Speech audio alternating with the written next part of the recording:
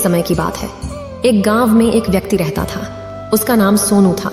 वह बड़ा आलसी था और अपने जीवन से बहुत निराश था। और उसका कारण यह था कि उसने अब तक अपने जीवन में कुछ भी हासिल नहीं किया था। वह कुछ भी नहीं करता था। उसके घर वाले भी इस बात से बहुत परेशान रहते थे। वे चाहते थे कि वे बाहर जाकर कुछ अच्छा काम करें, कोई अच्छी नौकरी कर ले, लेकिन वह उनकी एक नहीं सुनता था। उसके घर वाले दूसरों का उदाहरण देकर उसे ताने मारते थे, उसे तरह तरह की बातें कहते थे, लेकिन उसे कोई फर्क नहीं पड़ता था। जबकि उसके सारे मित्र कामयाब हो चुके थे। कोई अच्छा व्यापार कर रहा था तो कोई अच्छी नौकरी कर रहा था, जिस कारण जब भी वो लोग मिलते तो वे लोग अपनी बढ़ चढ़कर बड़ाई किया करते। लेकिन सोनू कुछ नहीं करता था, जिस कारण जब भी कोई उससे पूछता कि तुम क्या कर रहे हो, तो वह कुछ नहीं कह पाता। उसे यह कहने में बहुत शर्म महसूस होती थी कि वह कुछ नहीं करता। वो हमेशा सबसे केवल एक ही बात कहता था कि मैं कोशिश कर रहा हूं, लेकिन उसकी कोशिशों का कोई भी फल किसी को नजर नहीं आ रहा था। देखते ही देखते अब ऐसा समय आ चुका था कि सोनू सभी से मुंह छिपाता फिरता, ताकि कोई उसे यह न पूछ ले कि तुम क्या करते हो, जिस कारण वो कभी किसी के सामने भी नहीं आता था। धीरे धीरे उसका मन दुखी होने लगा था। वह बहुत निराश रहने लगा था। उसे अब ऐसा प्रतीत होता था मानो वह इस धरती पर बोझ है, जिस कारण वो अपने आप को बहुत अकेला महसूस करता, बहुत तन्हा महसूस करता। एक दिन तो उसके मन में ये भी विचार उत्पन्न होने लगे कि मेरे हाथों में कुछ नहीं है, तो मैं क्या कर सकता हूँ। अकेले बैठकर वह रोता रहा और भगवान को दोष देता रहा। एक दिन छुपता छुपाता वह घर से निकलकर कहीं जा रहा था।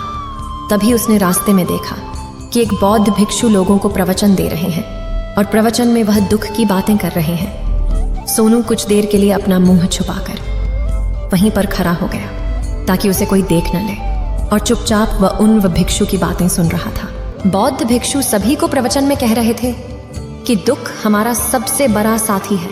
हमें दुख अपने जीवन के बारे में समझाता है और हमें सही जीने का तरीका बताता है। यह हमारे गुरु की तरह है, जिससे हमें सीखना चाहिए। आप चाहें तो अपने जीवन में अपने दुखों को अपना गुरु बना सकते हैं और उससे सीख सकते हैं, या फिर आप चाहें तो अपने दुखों पर बैठकर रो सकते हैं, लेकिन इससे आपको कोई लाभ नहीं मिलेगा, बल्कि आप दिन ब दिन और कमजोर होते जाएंगे, निराश होते जाएंगे।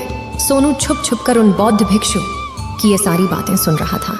जैसे ही उपदेश खत्म हुआ, वह उन बौद्ध भिक्षु के पास पहुंचा।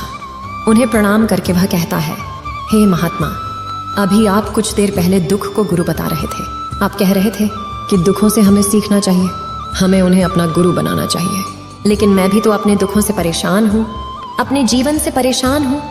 मैंने अब तक जो दुख झेला है, मुझे तो कभी ऐसा प्रतीत नहीं हुआ कि मेरे दुख मुझे कुछ सिखा रहे हैं, बल्कि मुझे तो हमेशा यही लगता है कि वो मुझे पीड़ा दे रहे हैं, तकलीफ दे रहे हैं। पर दुख की पीड़ा बहुत भयंकर होती है।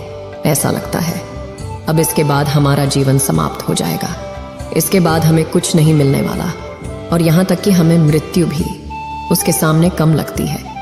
जब लोग ताने मारते हैं, जब लोग यह कहते हैं कि तुम क्या कर रहे हो, तो मन को बहुत ठेस पहुंचती है, और मैं उनसे कुछ नहीं कह पाता। सोनू की ये सारी बातें सुनकर वो बौद्ध भिक्षुक सोनू से कहते हैं, बेटा, तुम्हें क्या दुख है और तुम दुख के बारे में ऐसी बातें क्यों कर रहे हो। सोनू ने अपने ऊपर बीती हुई सारी बातें उन बौद्ध भिक्षु को बता दी और कहने लगा, हे महात्मा, क्या आपके पास मेरे दुख का कोई समाधान है। सोनू की यह बात सुनकर वो बौद्ध भिक्षु मुस्कुराने लगे और सोनू से कहते हैं, बेटा, जब तुम्हारे जीवन में कोई असली दुख आए तब तुम मेरे पास आना, मैं इसका समाधान तुम्हें अवश्य बताऊंगा। उन बौद्ध भिक्षु की यह बात सुनकर सोनू थोड़ा सा अचरज में पड़ गया। उसे यह समझ नहीं आ रहा था कि क्या उसने अब तक जो दुख झेला है वह असली दुख नहीं है। उसने जो अब तक पीड़ाएं सही हैं, जो ताने सहे हैं, जो तकलीफें उठाई हैं, क्या वह असली दुख नहीं है।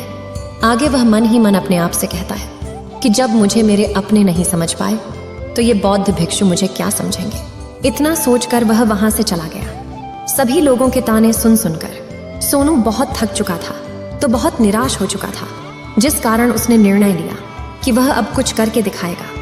उसने अपने पिता से थोड़ा सा रुपया लिया और उस रुपया से उसने एक व्यापार शुरू किया। उसके पिता बहुत खुश थे कि कम से कम मेरा बेटा कुछ करने का प्रयास तो कर रहा है। लेकिन उसे व्यापार में कोई सफलता नहीं मिल रही थी, जिस कारण वो बहुत ही